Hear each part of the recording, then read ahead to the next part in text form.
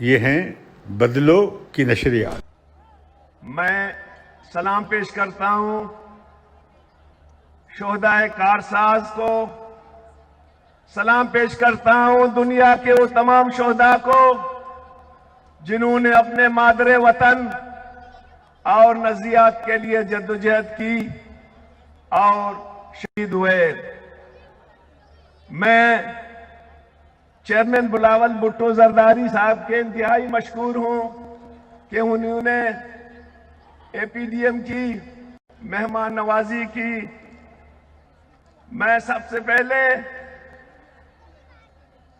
اپنے عظیم قائد، اپنے عظیم دوست میر حاصل خان بزنجو کو خراج عقیدت پیش کرتا ہوں، جن کی کوششوں سے، جن کی خواہشات پر یہ اپوزیشن کے جماعتیں یکجا ہوئی۔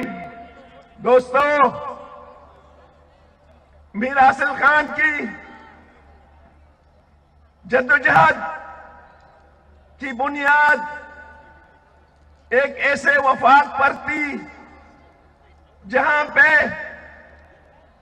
پارلیمنٹ کی بالادستی ہو، انسان کی سربلندی ہو، قوموں کی اور طبقات کی برابری ہو، ان کی استحصال نہ ہو، عدلیہ اور میڈیا آزاد ہوں۔ لیکن بدقسمتی سے اس ملک میں 72 سالوں سے ایک سیکورٹی اسٹیٹ کا ایک ویژن ہے جو اس ملک کے بنیادی حقوق کو ماننے سے انکاری ہے۔ ہم کہتے ہیں کہ یہ ملک ایک کثیر القومی ریاست ہے، یہاں پنجابی، سندھی، پختون، بلوچ، سرائکی اپنی تاریخی سرزمین پہ رہ رہے ہیں، ان کی حیثیت کو مانو، لیکن وہ اس سے انکاری ہے، وہ پارلیمنٹ کی بالادستی سے انکاری ہے، وہ طاقت کا سرچشمہ بندوق کو سمجھتا ہے عوام کی وجہ سے۔ اس نے پارلیمنٹ کو رمبر اسٹمپ بنایا ہے،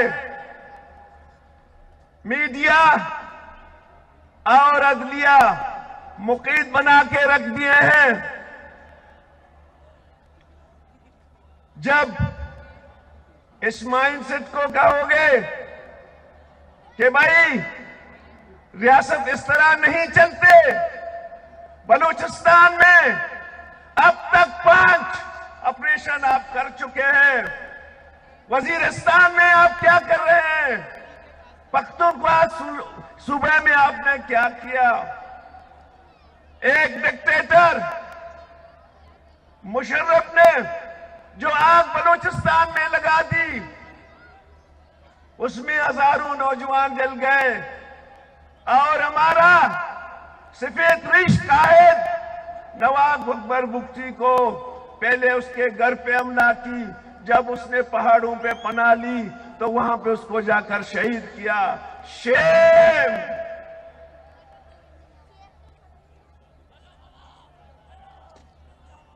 دوستو، جیسے میرے دوست نے کہا، لاپتہ افراد بلوچستان اور کے پی اور سندھ اور پنجاب میں ایک انسانی مسئلہ بن گیا ہے۔ ہم یہ سمجھتے ہیں کہ آپ کو پاکستان کا آئین یہ حق نہیں دیتا ہے کہ آپ ہمارے نوجوانوں کو لاپتہ کر کے اور ان کی لاشوں کو سڑکوں اور جنگلوں میں پھینک دیں۔ ہم یہ سمجھتے ہیں کہ آپ بلوچستان میں گولی سے مسئلہ حل کرنا چاہتے ہیں، گولیوں سے مسئلے حل نہیں ہوتے ہیں، گولیوں سے دوریاں بڑھ جاتی ہیں، نفرتیں بڑھتی ہیں۔ ضرورت اس امر کی ہے کہ بلوچستان کے مسلح تنظیموں کے ساتھ آپ مذاکرات کر لیں. جو مذاکرات کا سلسلہ پچھلے حکومت نے شروع کی تھی اس کو آپ آگے لے جائیں.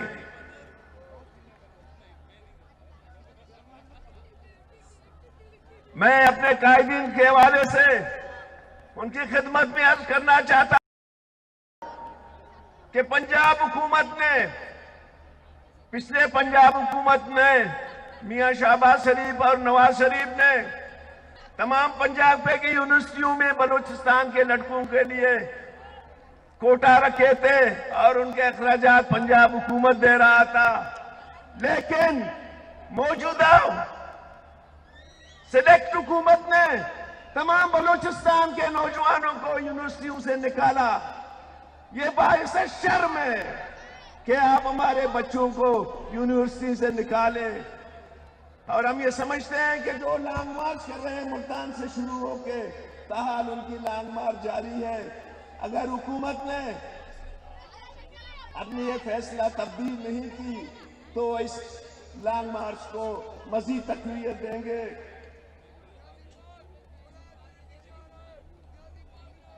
میرے دوستو، میں قائدین کی خدمت میں عرض کرتا ہوں کہ ایک پرانا سازش ہے کہ سندھ کو تقسیم کرو. کیا آپ سندھ کی تقسیم مانتے ہیں؟ ہرگز ہم سندھ کی تقسیم نہیں مانیں گے. سندھ سندھیوں کی ہزاروں سال وطن ہے، انڈس سیولائزیشن کا سرچشمہ ہے. اس کی تقسیم کوئی بھی باضمیر شخص نہیں مانتا ہے. دوستو، ایک سازش کے تحت بلوچستان اور سندھ کے جزیروں کو وہ قبضہ کرنا چاہتے ہیں اور ساحلی پٹی کو، سندھ اور بلوچستان کی ساحلی پٹی کو بلوچستان اور سندھ سے جدا کر کے وہ وفاق کے حصہ بنانا چاہتے ہیں. ہم نہیں مانتے. ہم اپنی سرزمینوں کو جس کی حق میں آئین پاکستان نے دی ہے ہم اس کو وفاق کو نہیں دیں گے. یہ خواہش اس سے پہلے جابروں کا تھا، مشرف کا تھا، مشرف سے پہلے دوسروں کا تھا، ضیاء الحق کا، لیکن ہم نے اس کو نہیں مانا. یہ جو 2 نومبر کی آرڈیننس آپ جاری کر رہے ہیں واپس لے لو اس کو. ہم تمہارے آرڈیننس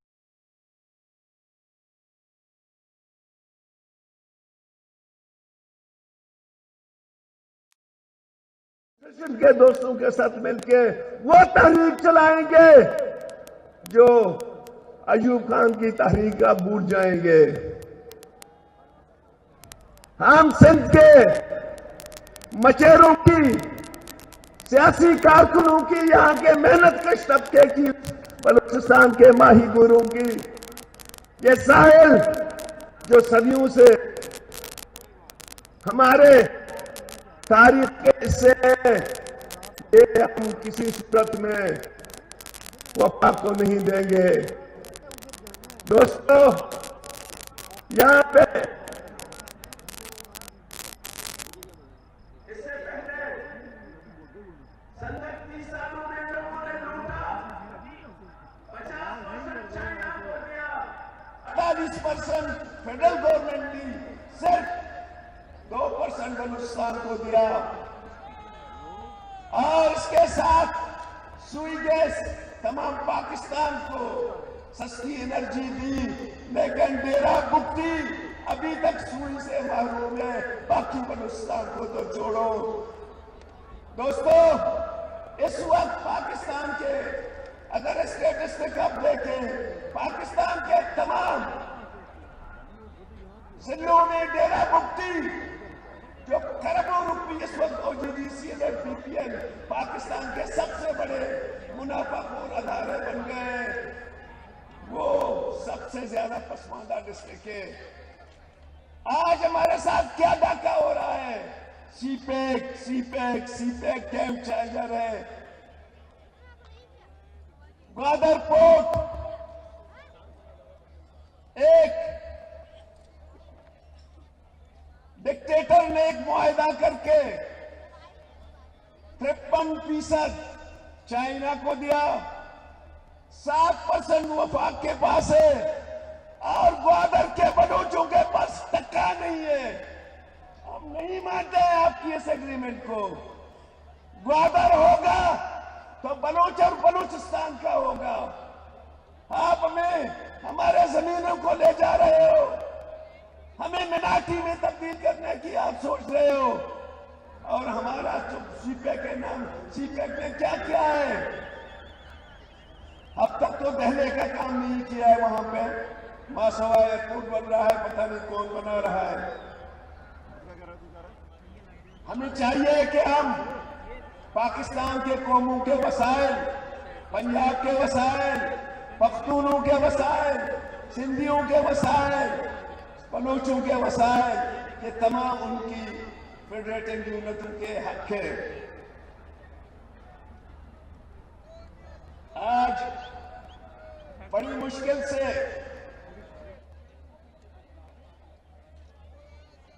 پریزیڈنٹ زرداری صاحب اور میاں نواز شریف کی رہنمائی میں ہمارے لیڈر رضا ربانی صاحب کی زیر قیادت 18ویں ترمیم بنائی گئی اور اس پہ ان کی نظریں لگی ہوئی ہیں. میں پی ڈی ایم کے قائدین سے درخواست کرتا ہوں کہ 1 یونٹ کو ایک بہت لمبی جدوجہد کے بعد ملک میں تھوڑا ختم کیا گیا. اسی طرح 18ویں ترمیم بھی یہاں کے جمہوری قوتوں کی جدوجہد کی بنیادوں پہ آیا ہے. پاکستان پیپلز پارٹی اور مسلم لیگ نے NFC کر کے ہمیں کچھ زیادہ ہی فنڈ دیا ہے. اب فیڈرل گورنمنٹ کہتے ہیں کہ میں خسارے میں ہوں. آپ کب پروفٹ پہ جاؤ گے؟ 72 سالوں میں ہمیں ذلیل کیا ہے. ہمارے بچے پانی کے لیے ترس رہے ہیں, تعلیم کے لیے ترس رہے ہیں, اور کوئی سہولت نہیں ہے. آپ خسارے میں ہیں. خسارے میں تو ہم ہیں جو ہم اپنی ہر چیز کو چکے ہیں. جاؤ لیاری کو دیکھو, جاؤ منی کو دیکھو, جاؤ دوسرے علاقوں کو دیکھو. تو میری گزارش ہے قائدین سے کہ آپ ان چیزوں پہ زور دیں. آج ہم آئسولیشن میں گئے ہیں. ہم نے اپنے تمام دوستوں کو ناراض کیا ہے. میں گزارش کرتا ہوں کہ جب تک یہ مائنڈ سیٹ افغان سے, ایران سے, بھارت سے برادرانہ تعلقات قائم نہیں کرے گا, ہم صحیح معنوں میں اپنے معاشی استحکام اپنے ملک کو اور اپنے عوام کو نہیں دلا سکتے ہیں. ہمارے مطالبہ ہے کہ یہ جنگی فلسفی کو چھوڑ دو اور انسانیت کی ترقی کی فلسفی کو اپنا لو. آج اسٹیل ملز PIA خسارے میں جا رہے ہیں اور ان کی محنت کش وہاں پہ مزدوروں کو آپ نکال رہے ہو. یہ باعث شرم ہے. آخر میں زوروروں سے یہی کہتا ہوں کہ بدلنا ہے تو رندوں سے کہو اپنا چلن بدلے. بدلنا ہے تو رندوں سے کہو اپنا چلن بدلے.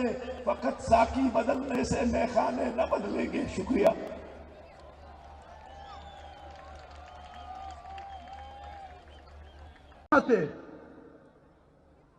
میں گواہ ہوں, ہمارے جو بھی جلسے ہوتے ہیں لوگ اپنی جیبوں سے اپنی گھریلو اشیاء بیچ کر اپنی گاڑیوں میں, موٹر سائیکلوں میں تیل ڈال کر اور جھنڈے لہراتے ہوئے جلسہ گاہ میں آتے ہیں.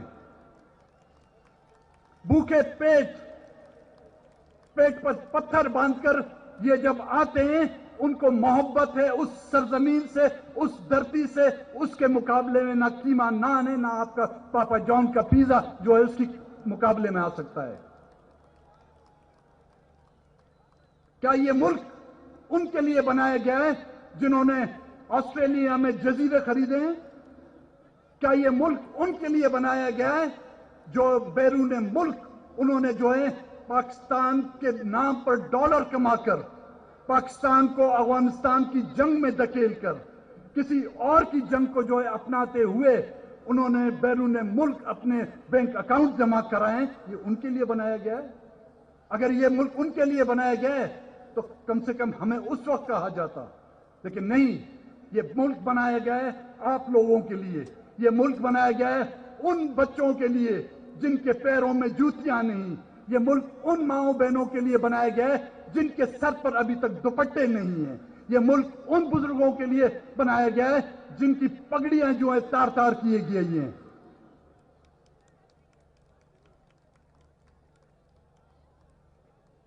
کہتے ہیں مہنگائی ہو گئی ہے، بالکل، آٹا مہنگا ہو گیا ہے، چینی مہنگی ہو گئی ہے، چاول مہنگے ہو گئے، خوردنوش کی اشیاء مہنگی ہو گئی ہیں، بجلی مہنگی، گیس مہنگی، لیکن ایک چیز بہت سستی ہے۔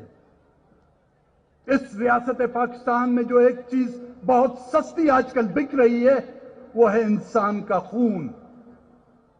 ہر گلی میں خون بہہ رہا ہے، ہمارے بلوچوں کا خون لہری ندی سے لے کر بولان کے دریا تک اور گوادر کے سمندر تک جو ہے پھیلا دیا گیا ہے۔ کون ہے اس کے ذمہ دار؟ کیا وہ ریاست اور ریاست کے ادارے؟ ہاتھ پھیلائیں دیکھیں، ہم دیکھتے ہیں کہ ان کے آستون اور ان کے ہاتھ میرے اور میرے بھائیوں کے خون سے کتنے رنگے ہوئے ہیں۔ ان کا کوئی ملک میں ایسی عدالت ہوگی جو ان سے یہ پوچھ سکے کہ یہاں پر مرنے والا اس ملک کا شہری، آپ جا کے بیرون ملک دیکھیں، کسی کا جانور اگر مر جاتا ہے، پالتو جانور مر جاتا ہے تو وہ بھی احتجاج کرتے ہیں۔ ہمیں مارا جاتا ہے لیکن ہمیں افسوس اور رونے کا حق بھی نہیں دیا جاتا۔ پوچھیں تو کس سے پوچھیں؟ ہم الزام ان پر نہ لگائیں تو کس پر لگائیں؟ اپنے آپ پر لگائیں یا ان بیرونی ممالک کی اداروں پر لگائیں؟ کیا میں یہ کہوں کہ بلوچستان میں بہنے والا خون امریکی ہتھیاروں سے بہایا جا رہا ہے؟ کیا میں یہ کہوں کہ وزیرستان میں بس بہنے والا پشتونوں کا خون ہندوستان کے ہتھیاروں سے بہایا جا رہا ہے؟ نہیں، یہیں سے بننے والے ہتھیار اور یہیں کے کندھے جو ہیں میرے نوجوانوں کے خون میں جو ہے ملوث ہیں۔ مجھے وہ چاہتے ہیں کہ ہم ان کا ساتھ دیں، ان کو سلام کریں، بالکل ہم ان کو سلام کرنے کے لیے تیار ہیں، لیکن پہلے میرے بلوچ کا خون کا حساب دو، میرے پشتون کے خون کا حساب دو، میرے مظلوم کے خون کا حساب دو، میرے مسلمان کے خون کا حساب دو، میرے ہندو کے خون کا حساب دو، میرے کرسچن کے خون کا حساب دو، پھر میں تمہیں سلام کرنے کے لیے تیار ہوں۔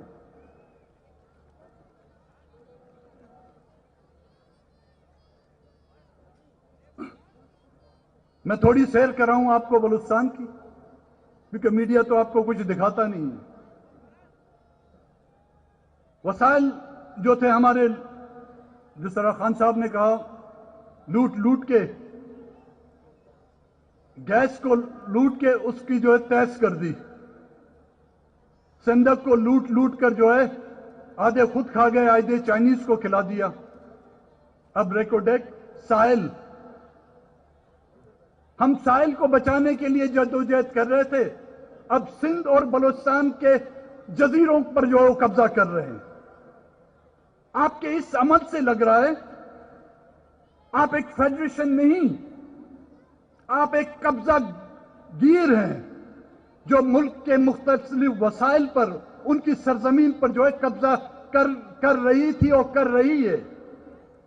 جب تک بلوچستان کے لوگوں کا، جب تک کہ بلوچستان کے ایک شخص زندہ ہے، اپنے وسائل، اپنے ساحل، چاہے وہ جزیرہ کتنا ہی چھوٹا ہو، چاہے اس کا ساحل کتنا بھی بڑا ہو، ہم اس پر کسی کو قبضہ کرنے کی اجازت نہیں دیں گے۔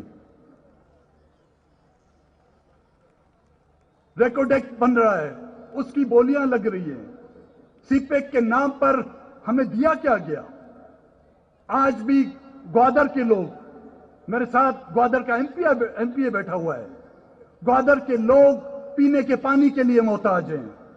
وہاں کے ماہی جو اس خوش فہمی میں ان کو رکھا گیا تھا کہ گوادر کے ترقی سے جو ہے ان کے گھروں میں جو 4 چاند لگا دیے جائیں گے، آج وہ ماہی گیر بے روزگاری کے عالم میں ایک وقت کی روٹی کے لیے محتاج ہے.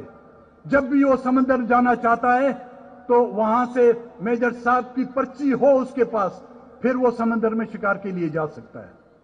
ہمارا سمندر, ہمارا ساحل, لیکن اس کے مالک جو صدیوں سے اس کی حفاظت کر رہے ہیں, جس نے پرتگالیوں کے خلاف جنگ لڑ کر اس ساحل کی حفاظت کی, آج وہاں کے ماہی گیروں کو اپنے ہی سمندر میں شکار کرنے کی اجازت نہیں.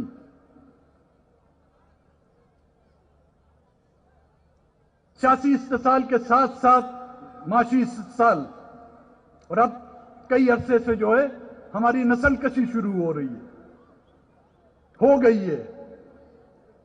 آپ نے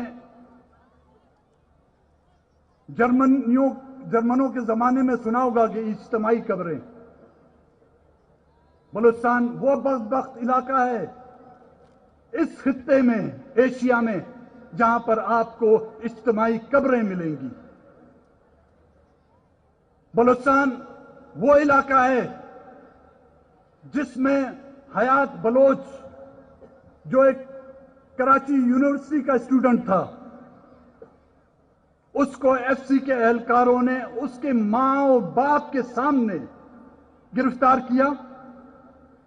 بدبختو, اتنی تو ذمہ داری کا احساس ہوتا تمہیں, کم سے کم اس کی ماں کا دوپٹہ نکال کر اس کے سر سے اتار کر اس بچے کے ہاتھ پیر باندھ دیے گئے, اور پھر اس ماں کے سامنے اس کو گولیاں مار دی گئیں.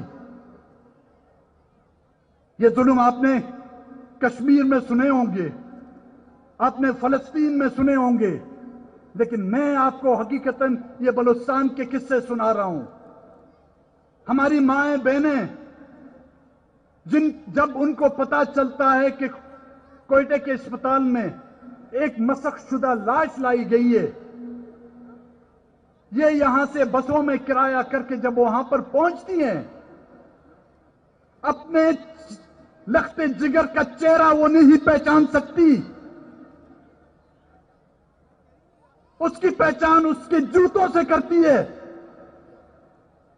اس کی پہچان اس کے پھٹے ہوئے ٹارچر زدہ جسم پر پہنے ہوئے ان کپڑوں سے کرتی ہے. یہ ہے پاکستان جس کو اسلامی ریاست کا نام دیا گیا ہے. کیا اسلامی ریاست میں اس طرح کے واقعات ہوتے ہیں؟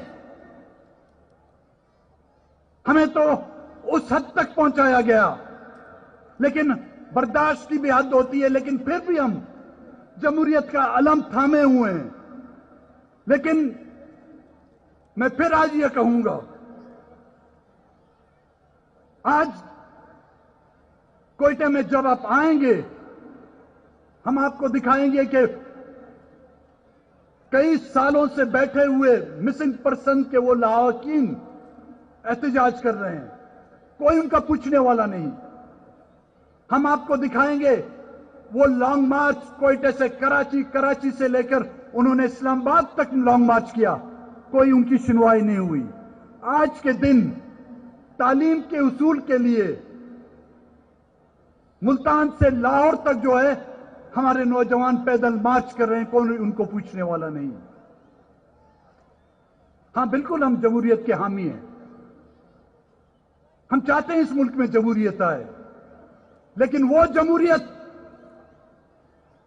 جو مجھے اس بات پہ مطمئن کرے کہ میری ماؤں بہنوں کی عزت محفوظ رہے گی, میں اس جمہوریت کو جو دونوں ہاتھوں سے سلام کروں گا. میں اس جمہوریت پر یقین رکھتا ہوں جس میں مجھے یہ بات پتا ہو کہ اس میں میرے نوجوانوں کی مسخ شدہ لاشیں نہیں گرائی جائیں گی. میں اس جمہوریت پر یقین رکھتا ہوں جس میں مجھے یہ یقین ہو کہ میرے بزرگوں کی پگڑیاں ہر چوراہے پر, ہر چوک پر جو ہے نہیں اتاری جائیں گی. میں اس جمہوریت پر یقین رکھتا ہوں جس میں مجھے ایک برابر شہری کی حیثیت اور اہمیت دی جائے. میں اس جمہوریت پر اور اس فیڈریشن پر یقین رکھوں گا جس میں مجھے یہ یقین دلایا جائے کہ میرے بچوں کو کوئی بھی, چاہے جتنا بھی طاقتور کیوں نہ ہو, چاہے اس نے شیروانی پہنی ہو, चाहे उसने वर्दी पहनी हो, चाहे उसने चड्डी पहनी हो, मेरे बच्चों की तरफ जो है अपनी गंदी निगाहें जो है उठाकर नहीं देखेगा। मैं उस जमहूरियत का हामी हूं जहां पर मेरा कौमी तशख़्ख़ुस, मेरी बलोचियत, मेरा वजूद और मेरा नंगो नामूस महफूज हो। उसकी गारंटी मैं स्टेज पर बैठे हुए उन तमाम पार्टियों से चाहूंगा कि उस जमहूरियत के लिए जान तो जान, माल तो माल, हर कुर्बानी देने के लिए हम तैयार हैं। आखिर में मैं हम तमाम दोस्तों का, साथियों का, बुजुर्गों का और स्टेज पर बैठे हुए बिलखुसूस पाकिस्तान पीपल्स पार्टी के चेयरमैन बिलावल भुट्टो जरदारी का शुक्रगुजार हूं कि उन्होंने हमें दावत दी और ये मौका दिया। बड़ी नवाज। मैं एक बात आपसे पूछना चाहता हूं जमीयत उलमा इस्लाम के कारकुनों से कि क्या आप अपनी जमात के कायद मौलाना फजलुर रहमान का हर हुक्म मानने के लिए? बिस्मिल्लाह रहमान रहीम।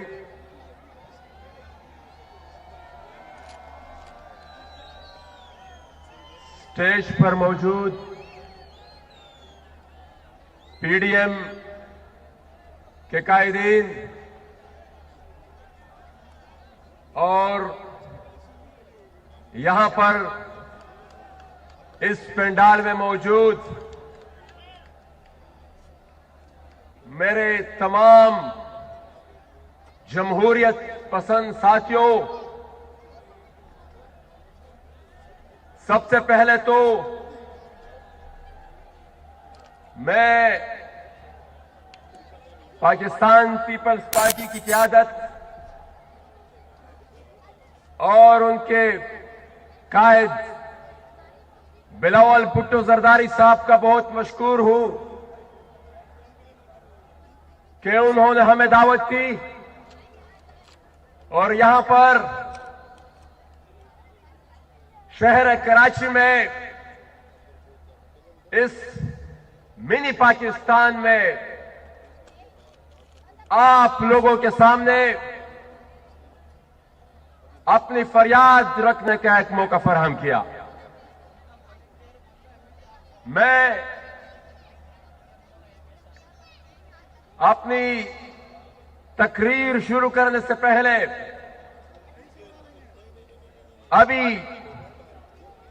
अब से चंद घंटा पहले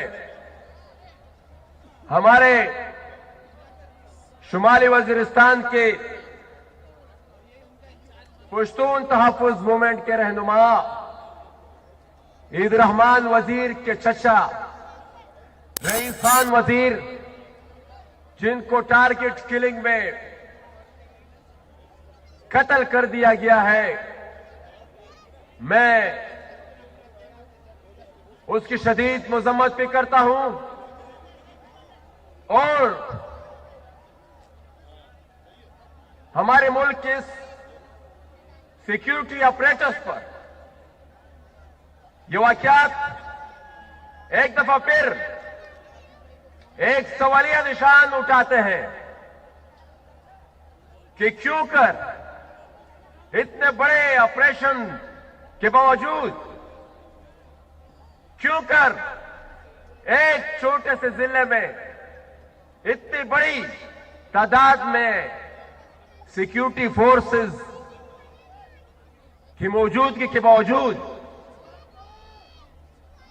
इस तरह के वाकयात हो रहे हैं, तो मैं इस मुल्क के हुक्मरानों को, वजीर आजम इमरान खान साहब को, अगर वो वजीर आजम है तो जवाब दे कि इनकी वजूहात क्या है। मैं आज के दिन शुहदाए कारसास को, उन शुहदा को जिनको आज ही के दिन एक खुदकश धमाके में शहीद किया गया था, इस मकसद के साथ, इस सोच के साथ कि शायद यहां पर बम धमाके करके शायद यहां पर सियासी कारकुनों को शहीद करके हम उन सियासी कुव्वतों को दबा सके, लेकिन उन कुव्वतों को, उन आमिरों को जिनकी ये सोच थी और जो सियासी कुव्वतों, सियासी नजरियात को दबाना चाहते थे, आज मैं उनको कहता हूं कि वो तो आज इस धरती पर कदम भी नहीं रख सकते, लेकिन जिन सियासी कुव्वतों को वो खामोश करने निकले थे और जिनको खामोश करने के लिए ये बम धमाके और इस तरह के हथकंडे इस्तेमाल किए थे, वो आज भी अपनी नजरियात पर कायम है और आपके सामने मौजूद है। मेरे साथियों,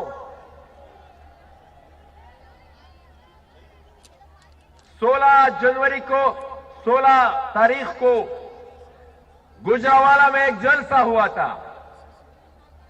उस जलसे में पाकिस्तान की 3 दफा मुंतखब वजीर आजम मियां नवाज शरीफ साहब ने कुछ खदशात का इजहार किया था। मियां साहब ने पाकिस्तान के मौजूदा आर्मी चीफ पर कुछ इल्जामात लगाए थे और वो इल्जामात कुछ मामूली इल्जामात नहीं थे और वो इल्जामात किसी आम आदमी की तरफ से भी नहीं थे, वो पाकिस्तान की 3 दफा मुंतखब शुदा वज़ीर आज़म की तरफ से थे। होना तो ये चाहिए था, होना तो ये चाहिए था कि उस इल्जामात के जवाब में पाकिस्तान के मौजूदा वज़ीर आज़म, अगर वो वज़ीर आज़म है, उस इल्जामात के जवाब में वो उनका खैर मकदम करते और तहकीकात का ऐलान करते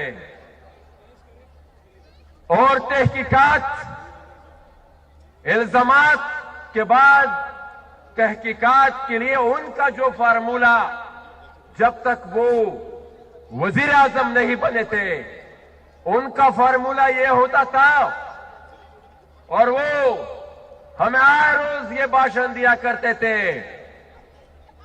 कि पूरी दुनिया में ये कानून है, पूरी दुनिया में ये उसूल है कि जब इल्जामात लगते हैं तो वो ओहदेदार या हुकूमती जो भी ओहदा उनके साथ है वो मुस्तफी हो जाते हैं। लेकिन ये कानून फिर आपने अब बदल दिया है, बजाय ये कि आप उनसे इस्तीफे का मुतालबा करते, वो इल्जामात जो लगे थे मौजूदा आर्मी चीफ पर, आप उन इल्जामात की तहकीकात करते, आपने उल्टा रद्द अमल में अटैक करना शुरू कर दिया, जवाबी वार शुरू कर दिया आपने, और जवाबी वार में भी आपने कुछ मजीद जर्नल को इन्वॉल्व कर दिया। इसका जवाब आपने नहीं दिया, इसकी वजाहत आपने नहीं की कि जो इल्जामात लगे उसमें कितनी सदाकत है। आपने सिर्फ ये कह दिया था कि फलाने सल में एक और जर्नल ने भी इस तरह किया था। तो जनाब इमरान खान साहब, हम आज फिर आपसे मुतालबा करते हैं कि अगर आपके इल्जामात में हकीकत है या मियां साहब ने जो इल्जामात आप पर लगाए थे, इन 2 अफराद पर लगाए, तो उनमें हकीकत है, उन सब के दूध का दूध, पानी का पानी हो जाए। आप आज ही ऐलान करें कि सन 48 से लेकर आज तक जो कुछ भी हुआ है इस मुल्क में, हम उसके लिए एक ट्रुथ कमीशन बनाते हैं। जो आपने इल्जाम लगाया है उसकी भी तहकीकात करे, जो मियां साहब ने इल्जामात लगाए उसकी भी तहकीकात करे, और ये हमारे पीडीएम के इनिशियल ड्राफ्ट में भी यह बात मौजूद है, और ये उन बबड़ा के उन शुहदा का भी तहकीकात करे कि कौन कौन उनकी कत्लेआम में मुलव्वस था। बाबरा से लेकर खर कमर में जो वाकया हुआ था, वहां पर जो शुहदा हुए थे उसकी भी तहकीकात करे कि कौन उसमें मुलविस था। ये जितने आमिर यहां पर गुजरे हैं, जितनी जंगी यहां पर गुजरी हैं, चाहे वो अयूब खान आए थे, चाहे वो जियाउल हक का मार्शल आया था, चाहे वो परवेज मुशर्रफ का आया था, ये ट्रूथ कमीशन फिर उन सब वाकयात की भी तहकीकात करे। साथ ही साथ ये ट्रूथ कमीशन फिर उस जंग की भी तहकीकात करे जो हमारे पुख्तनख्वा वतन पर मुसल्लत कर दी गई थी। जो डॉलर की जंग हमारे खित्ते में मुसल्लत कर दी गई थी, ये ट्रूथ कमीशन फिर उस जंग की भी तहकीकात करे कि उस जंग में किस किस जर्नेल ने अपनी तजोरियां बरी है, कौन कौन उससे मुस्तफीद हुआ है। और ये जो हमारी दो नस्लों को उन्होंने इस डॉलर की जंग में तबाह बर्बाद कर दिया था, उन की खून का भी फिर पता चला सके कि कौन इसके खून में मुलविस था और किन के मंसूबों की वजह से ये हमारा खित्ता पिछले 40 साल से एक जंग मुसल्लत कर दी गई थी और एक आग में हमें धकेल दिया गया था, जिसके कॉन्सिक्वेंसेस फिर पूरे पाकिस्तान को देखने पड़े। ये ट्रूथ कमीशन फिर ज़र्ब आज़म ऑपरेशन और ऑपरेशन रद्दुल फसाद का भी थोड़ा एहतसाब करे कि यह ऑपरेशन आया दहशतगर्दों के खिलाफ हुए थे या ये ऑपरेशन हमारे घरों से सामान की चोरी के लिए हुए थे। ये कमीशन फिर उस अमल की भी तहकीकात करे कि एहसानुल एहसान कहां से आया था, किस अदालत में उसको पेश किया गया था, कौन से उस पर जराइम थे, कौन सी उस पर एफआईआर थी, किस सेफ हाउस में उसको रखा गया और फिर किस तरीके से उसे जाने दिया गया। हम जब अपने खित्ते में दहशतगर्दी की बात करते हैं, बावजूद इस अमल के कि इतने बड़े बड़े ऑपरेशन हुए, इतने बड़े बड़े दावे किए गए, लेकिन दहशतगर्द अब इस पूरे खित्ते में फिर से रिग्रुप हो रहे हैं। और हमें खतरा यह है कि शायद कहीं किसी और जंग का कोई और कॉन्ट्रैक्ट मिलने वाला है और उस कॉन्ट्रैक्ट के लिए एक दफा फिर हमें ही इस्तेमाल किया जाएगा, हमारी आने वाली नस्ल को ही इस्तेमाल किया जाएगा, हमारे बच्चों को ही इस्तेमाल किया जाएगा। हम जब ये सारे हकाइक दुनिया के सामने रखते हैं, तो हमारी हुकूमत हमें गद्दार डिक्लेयर कर देती है। गद्दारी के फितरे फिर उसके बाद हमारे ऊपर लगते हैं, हमारे साथियों को शहीद किया जाता है। अगर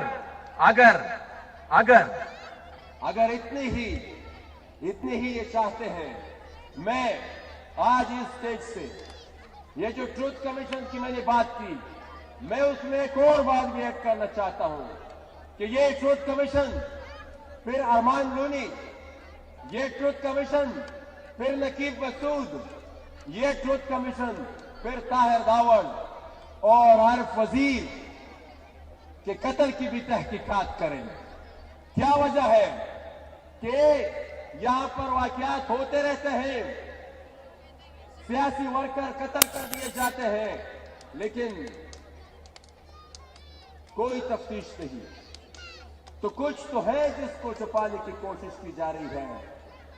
हम इस स्टेज से ये वाज़ेह पैगाम देना चाहते हैं कि ना आपकी टारगेट किलिंग हमें अपने नजरियात से हटा सकती है, ना आपके बेबुनियाद FIRs हमें अपने नजरियात से हटा सकती है।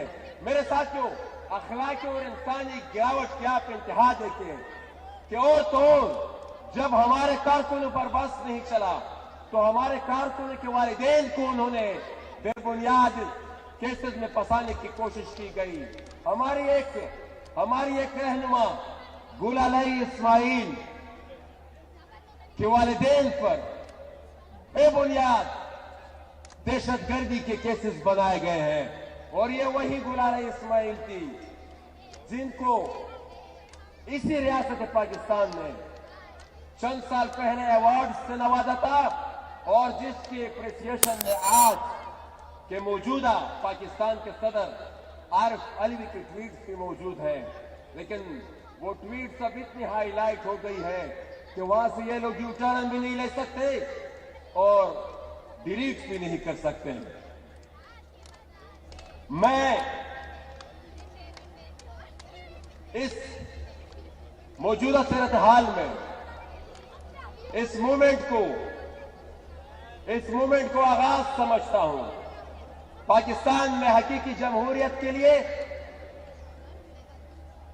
सिविलियन सुप्रीमेसी के लिए और इस अमल के लिए भी मैं इसको एक आगाज समझता हूं कि पाकिस्तानी इस रियासत में सियासी वर्कर्स के साथ जो सलूक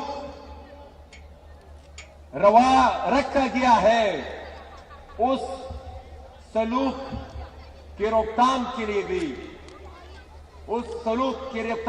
भी ये एक पहला कदम है। और ये पॉलिटिकल वर्कर्स, इनका ताल्लुक पाकिस्तान में चाहे जिस भी इलाके से हो, चाहे वो हमारे शुमाली वजीरिस्तान के हनीफ पश्तीन हो, चाहे वो गिलगित बल्तिस्तान के बाबा जान हो, चाहे वो ओकाड़ा के महर सतार हो, चाहे वो बलोच या सिंधी सियासी वर्कर्स और सियासी लीडर्स हो, यहां पर इस मुल्क में मौजूदा हुकूमत ने उन पर सियासी नजरियात के बुनियाद पर जो बेबुनियाद केसेस बनाए हैं, मेरे ख्याल में ये इसकी मिसाल हमें आमरीत और बदतरीन आमरीत में भी नहीं मिलती। और ये इस मौजूदा हुकूमत को मैं आमरीत से बदतर इसलिए समझता हूं कि इन्होंने तो एक पंचिंग बैग के लिए एक मसनूई वज़ीर-ए-आज़म को भी आगे बिठाया हुआ है। हकीकत में फैसले करने वाली कुव्वतें वो पाकिस्तान की फौज और उसकी एजेंसियां हैं। मैं आखिर में एक बात एनफोर्स डिसअपीयरेंसेस की भी जरूर करना चाहता हूं। इस मुल्क में एक कानून है, एक कायदा है, एक आइन है, लेकिन इस एनफोर्स डिसअपीयरेंसेस की सूरत में उस कानून को हर दिन तोड़ा जा रहा है। उस कानून को हर दिन तोड़ा जा रहा है और 8-8, 10-10 साल तक ये हमारे बेगुनाह लोग पाकिस्तान आर्मी के इंटरमेंट सेंटर्स में वो बगैर कोई जुर्म बताए, बगैर कोई गुनाह बताए, बगैर कोई चार्जशीट दिए वो 8-8, 10-10 साल से गैर कानूनी तौर पर इन इंटरमेंट सेंटर्स में पड़े हुए हैं। मैं इमरान खान साहब से ये भी गुजारिश करना चाहता हूं कि वो ट्रुथ कमीशन जिसके बनाने में आपको हिम्मत तो नहीं है, लेकिन ये पीडीएम और यहां पर जितने भी सियासी कायदीन है, ये इस देश से मेरे ख्याल में आज वादा करेंगे कि ये जब इनको इक़्तिदार मिलेगा तो ये वो ट्रुथ कमीशन इंशाल्लाह जरूर बनाएंगे। और वो ट्रुथ कमीशन फिर वो क्वेटा के सड़कों पर अपनी फरियाद करने वाली, अपनी चीखों पुकार करने वाली हसीबा कमरानी के दो भाइयों हसन कमरानी और हिजबुल्लाह कमरानी के भाइयों का भी जरूर पता लगाएगी कि इन्होंने किसने उठाया और किस जुर्म में उठाया और उनको कहां पर रखा गया। मैं आखिर में ये जो मौजूदा हालात हमारे साबिका पाठम एक दफा फिर मुस्तरद करने की कोशिश की गई है, उसके भी एक जिक्र करना चाहूंगा कि आए दिन एक्स्ट्रा जुडिशियल किलिंग्स हो रही है, आए दिन कस्टोडियल किलिंग्स हो रही है, कस्टडी में लोगों को मारा जाता है, फिर ना कोई एफआईआर है ना कोई तहकीकात है। मैं कल वजीरिस्तान से आया हूं, 7 दिन से एक धरना बैठा हुआ है, वो एक कस्टोडियल किलिंग के खिलाफ बैठा हुआ है और वहां पर बगैर किसी जुर्म बताए जो चंद लोगों को डिसअपियर किया गया है उनकी रिहाई का मुतालबा कर रहा है। मैं साथियों आपसे इजाजत चाहूंगा, लेकिन आखिर में एक बात रियासत को कहना चाहता हूं कि रियासतें इस तरह नहीं चल सकती, रियासतें वॉर फ्रेंचाइजीज के जरिए नहीं चल सकती, रियासतें जंगी कॉन्ट्रैक्ट्स के जरिए नहीं चल सकती। रियासत चलाने के लिए रियासत के शहरियों को यह एहसास दिलाना होगा कि आप इस मुल्क के शहरी हैं, इस मुल्क में गुलाम नहीं। रियासत चलाने के लिए इक्तदार आवाम को मुंतकिल करना पड़ेगा और अगर ऐसा नहीं किया गया तो मेरी अपनी सोच के मुताबिक ये कंपनी नहीं चलेगी। मैं फैज साहब किशन अशार साहब से इजाजत चाहूंगा। अब वही हर्फ जनू सब की ज़बां टहरी है। ये शेर में इसलिए कहना चाहता हूं कि जिस बयानी की बुनियाद हमने रखी है वो बयानिया पाकिस्तान की तूल अर्ज में फैल चुका है। अब वही हर्फ जनू सब की ज़बां टहरी है, जो भी चल निकली है वो बात कहां ठहरी है। हमने जो तर्ज फगा की है कफस में एजाद, फेस गुलशन में वही तर्ज बयां ठहरी है। बहुत शुक्रिया।